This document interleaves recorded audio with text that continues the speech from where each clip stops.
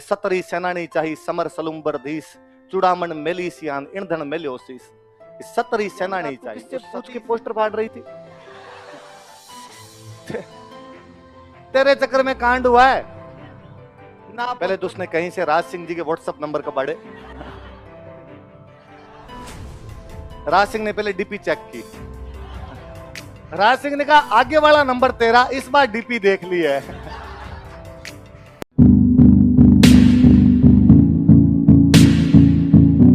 तो उसने कहा राजकुमारी जब तुम पोस्टर खरीद रही हो तो मेरे पास एक और शानदार पोस्टर है, ये भी ले लो तुम।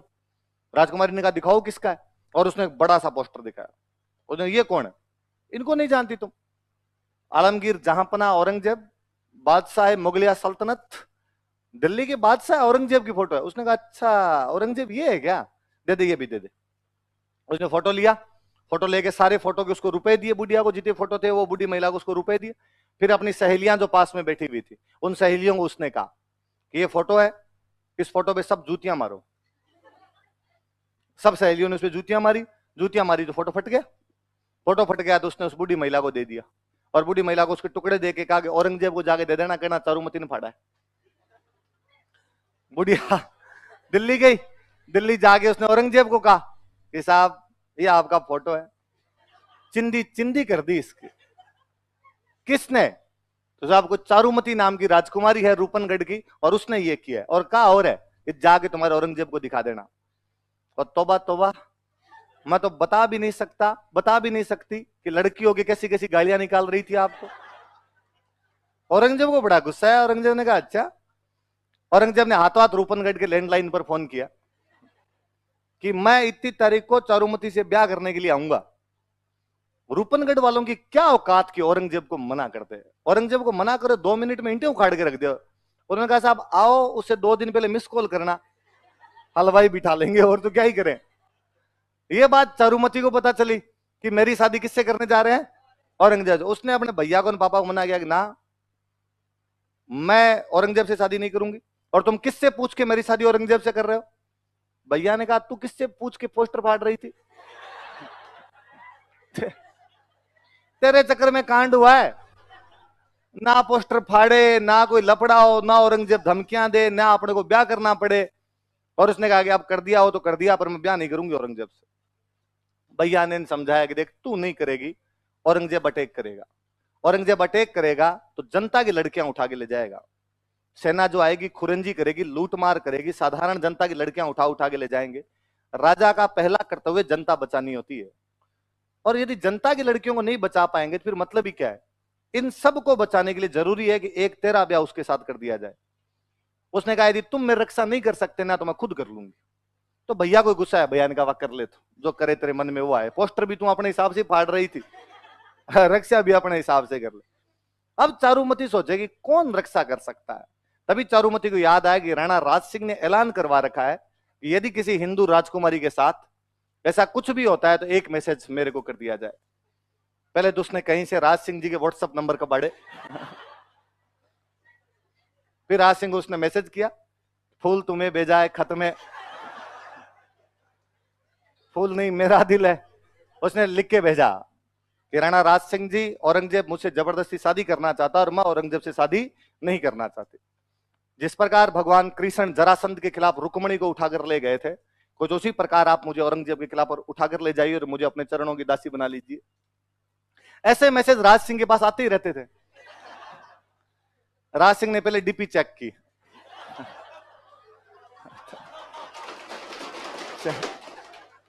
लगा कि ठीक। राज सिंह ने वापस भेजा थम्स अप। राज सिंह ने कहा कि शादी वाला कार्ड भेज दो, चाक बहात लगन किस तारीख को है, औरंगजेब की बारात आएगी उससे पहले पहले अपने आ जाएंगे। अब राज सिंह ने औरंगजेब के पास मैसेज किया कि भाई औरंगजेब इधर अपने जाएंगे देख। उससे थोड़े दिन पहले मैंने एक जगह बताई, जीलवाड़ा। उस जीलवाड़ा के पास में एक जगह पड़ती है रूपनगर। कौन सी जगह है? वहां की राजकुमारी थी चंचल कुमारी। उस चंचल कुमारी से भी औरंगजेब ब्याह करना चाहता था। राज सिंह पहले जाके करके आ गया, तो औरंगजेब बिफर गया। औरंगजेब ने कहा ये क्या तरीका हुआ, वहां भी तू यहां भी भाई भाई कोई मिल बांट के करते हैं। राज सिंह ने कहा आगे वाला नंबर तेरा, इस बार डीपी देख ली है। अब कंट्रोल नहीं है, देख तुम, यहां ब्याह मैं करूंगा, बाकी का देख लेंगे आगे, आगे 2 मौके तेरे को दे दिए जाएंगे। औरंगजेब ने कहा तो ठीक है, इस बार अपने तो भाई खुद के ईगो की बात है, और उसने यार मेरी फोटो फाड़ के फेंक दी थी, और इस बार अपने दोनों करेंगे लड़ाई, और जो लड़ाई में जीतेगा उससे ब्याह हो जाएगा। राज सिंह ने कहा इसके लिए तो सिग्नल तोड़ ताड़ के तुम कहे वैसे वो वाली फीलिंग है अपने। तो औरंगजेब ने कहा मैं दिल्ली से आर्मी लेके आऊंगा, तू अपने मेवाड़ से आर्मी लेके आ जाना, और जो जीत जाएगा उससे ब्याह हो जाएगा। राज सिंह ने कहा ठीक। अब भाई शादी का दिन नजदीक आया, शादी का दिन नजदीक आया तो अब लड़ाई करने जाना पड़े, तो सामंतों को सबको इकट्ठा किया, बड़े बड़े मंत्री मंत्री बिठाए, और मंत्रियों को बिठा के राज सिंह जी बड़े गंभीर मुद्रा में बोले कि एक अबला नारी अपने को पुकार रही है। मंत्री मन ही मन सोचे कि सर आपको हर तीसरी आजकल अबला नहीं लगती, इस मामले में थोड़े ज्यादा अग्रेसिव नहीं हो रहे हो आप। मंत्री वर्ग बोले तो क्या, मन ही मन बात सोचे बेचारे, हाँ हाँ बताओ साहब, राणा जी बताओ क्या करना है। कहा रूपनगढ़ की राजकुमारी चारुमती, औरंगजेब जबरदस्ती शादी करना चाहता है, और मैंने वचन दिए हैं कि मैं उसे शादी करूंगा, औरंगजेब को उसे शादी नहीं करने दूंगा। कर लो, क्या दिक्कत है इसमें, हमसे क्या पूछना है। कि नहीं, उधर से औरंगजेब की सेना आएगी और आपको लड़ने के लिए जाना पड़ेगा, तब तक लड़ना है जब तक मेरे फेरे नहीं हो जाए, मेरे फेरे होते ही मैं खुद आ जाऊंगा, पर जब तक मेरे फेरे नहीं हो औरंगजेब की सेना अजमेर क्रॉस नहीं करनी चाहिए, अजमेर वाली घाटी के अंदर रोक के रखनी है, उधर किशनगढ़ की तरफ आनी नहीं चाहिए। उन्होंने कहा साहब ठीक है, चिंता ही मत करो, सेना लड़ लेगी जाके, आप तो आराम से फेरे करना, आओ तो ठीक, नहीं आओ तो ठीक, औरंगजेब को हम अजमेर से आगे इंच नहीं बढ़ने देंगे। सेना तैयार। सेना का सेनापति कौन हो? सलुम्बर का सामंत, और सलुम्बर का सामंत इस टाइम जो था उसका नाम था रतन सिंह चुंडावत। क्या नाम था?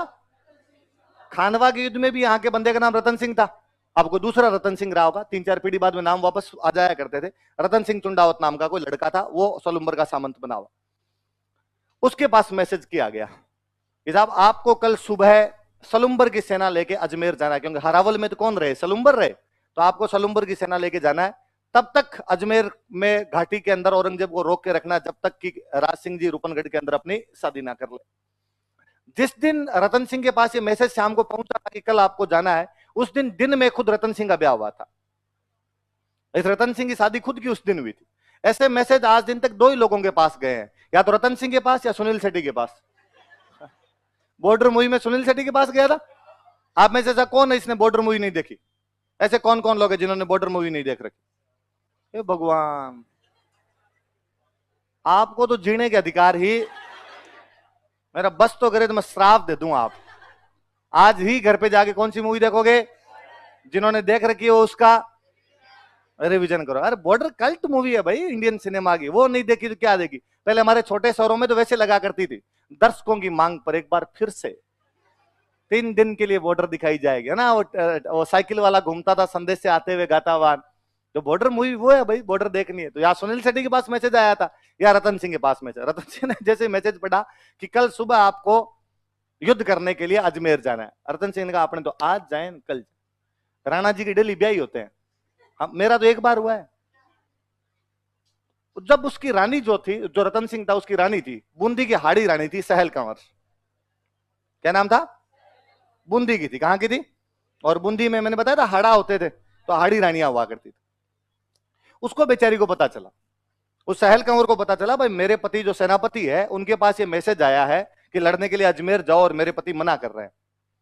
तो उसने समझाया रतन सिंह कि आपको ऐसे नहीं करना चाहिए, आप मेवाड़ के सेनापति हो और आप सलुम्बर के सामंत, और सलुम्बर वालों को ये ड्यूटी इसलिए मिली, ये राइट, ड्यूटी भी क्या कहा जाए, राइट, सबसे आगे लड़ने का, सेनापति बनने का, इसलिए मिला क्योंकि आपके फोर फादर चुंडा ने कभी ये प्रतिज्ञा की थी कि वो राजा नहीं बनेगा बल्कि अपने सौतेले भाई को राजा बनेगा, और वो हमेशा मेवाड़ की सेना का क्या रहेगा, सेना। पीढ़ियों से ये परंपरा को आपके बढ़ के निभाते आए हैं, आप इस प्रकार मना नहीं कर सकते, आपको लड़ने के लिए जाना चाहिए। राणा जी ने जब संदेश भेजा है, आप राणा जी के संदेश को मना कैसे कर सकते हो? उसने कहा तू नहीं समझती, राणा जी के डेली ब्याह आते हैं, राणा जी अपने ब्याह के चक्कर में लोगों की सुहागरात कैसे खराब कर सकते हैं? राणा जी को भी तो कुछ सोचना चाहिए, मेरा आज ब्याह हुआ है। पर उस बेचारे ने खूब समझाया उनको और उसको कहा कि भाई यदि तुम नहीं जाओगे तो तुमसे सेनापति का अधिकार छीन लिया जाएगा, तुम्हारी जो आने वाली पीढ़ियां होगी वो इस बात पर थू थू करेगी कि हमारा एक दादा परदादा इतना निबड़ा निकल गया था कि युद्ध लड़ने के लिए नहीं गया लुगाई के चक्कर में, इस चक्कर में हमसे जो सेनापति का अधिकार था वो छीन लिया। उसने मोटिवेट किया तो रतन सिंह ने कहा भाई ठीक, मैं चला जाऊं। दूसरे दिन सुबह सुबह घोड़े वोड़े तैयार किए, सेना वेना तैयार की, घोड़े लेके रतन सिंह जी जा रहे। बैकग्राउंड में वापस म्यूजिक चले, जाते हुए लम्हों जरा ठहरो। जैसे ही उस हाड़ी रानी वाले महल के पास आए तो रतन सिंह जी का घोड़ा अपने आप ही रुक गया। रतन सिंह जी ने ऊपर देखा तो रानी झरोखों में खड़ी खड़ी देख रही। और रतन सिंह जी ने अपने पास में कोई सोल्जर खड़ा था, उसको कहा ऊपर जा, और ऊपर जाके रानी को कहे कि मेरे लिए कोई निशानी भेज दे। क्या भेज दे? अंगूठी वंगूठी कुछ ही भेज दे। उसको लगा कि यार कोई चूड़ी अंगूठी कुछ भेज देगी, टाइम पास करेंगे यार थोड़ी देर। कैसे रहा जाए, नया नया ब्याह हो रखा आदमी। वो सैनिक गया और उस सैनिक ने जाकर कहा भाई रानी साहब, रतन सिंह जी नीचे खड़े हैं और आपकी कोई ना कोई निशानी मंगा रहे। हम पढ़ते हैं कि जिस प्रकार हनुमान जी जब माँ सीता से मिलने के लिए गए थे तो माँ सीता ने भगवान राम के लिए कंगन भेज दिए थे। क्या भेजे थे? तो सिपाही को लगा गया ये भी कोई भाई छोटी मोटी निशानी दे देंगे अपने। वो राजकुमारी सोचती है, वो रानी सहल कंवर सोचती है कि जो आदमी युद्ध में जाने से आनाकानी कर रहा है, इस बात की क्या गारंटी है कि वहां पे लड़ लेगा। और यदि वहां पे ना लड़ पाया और वापस आ गया तो आने वाली पीढ़ियां इस बात के लिए मुझे धिक्कारेगी और कहेगी कि एक युवती की सुंदरता की वजह से उसका पति युद्ध नहीं लड़ पाया था। उसे और याद आता है कि मैं उन बूंदी के हाड़ाओं की वो राजकुमारी हूं जिसकी बुआ ने कभी इस वजह से किले के दरवाजे बंद कर दिए थे कि मेरे फूफा एक युद्ध में हार कर वापस आ गए थे। इसकी रियल बुआ थी जोधपुर में जसवंत सिंह की रानी थी। और राजा जसवंत सिंह जब युद्ध हार कर वापस आया था तो उसने कहा था ऐसे बेलखना पति हो इससे तो अच्छा नहीं हो, और मैं इसको पति मानती नहीं। कहा एक तरफ मेरी बुआ जो हार के आने पे बंद कर दे दरवाजे, पति को मानने से मना कर दे, एक तरफ मैं जिसका पति युद्ध करने से ही मना कर रहा है। मुझे लगा इस जीवन का क्या मतलब। यदि सुंदरता की वजह से, मेरे इस जीवन की वजह से मेरा पति युद्ध नहीं कर पा रहा तो मर जाना बेहतर होगा ना ज्यादा। वो लड़की अपना सिर काट के दे देती है। क्या काट के देती है? हम आज दिन तक गाते हैं, चुंडावत मांगी सेनानी सिर काट दे दियो सतरानी। इस चुंडावत ने उस दिन निशानी मांगी थी और सतरानी ने क्या काट कर दे दिया था अपना।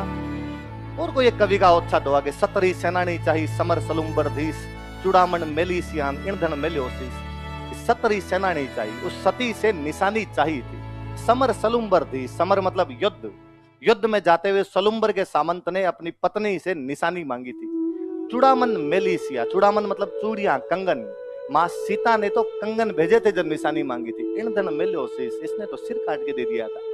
वो राजकुमारी कौन थी जो अपने पति की निशानी मांगने पे सिर काट के देती है? कौन थी? सहल कंवर थी। अब जब वो सिर नीचे ले जाके वो सिपाही जैसे गया, रतन सिंह ने देखा तब तो रतन सिंह की बुद्धि आ गई कि यार गलती कर दिया। पर कहते हैं वो उसकी मुंडी मुंडी इतना इतना सिर कटा हुआ था। रतन सिंह उसके जो राजकुमारी के बाल थे उन बालों को अपने यहाँ पे बांध लेता है। उस अजमेर वाली घाटी में क्या भयंकर लड़ता है वो। औरंगजेब की सेना को कदम आगे नहीं बढ़ाने दिया था। केवल सलुम्बर वालों ने उसने दिल्ली की सेना को पीट पीट के भगा दिया था यहाँ से। राज सिंह आराम से शादी वादी करके राजसमंद लौटे थे। एक दिन कभी राज सिंह चारुमती के साथ में राजसमंद की पाल पर बैठे हुए और अपने शादी से पहले की कहानी सुनाते हैं चारुमती को कि चारुमती हमारी जब शादी हुई थी तो उससे पहले पहले क्या क्या बातें हुई थी, किस प्रकार रतन सिंह और सहल कंवर को अपने जीवन का बलिदान देना पड़ा था।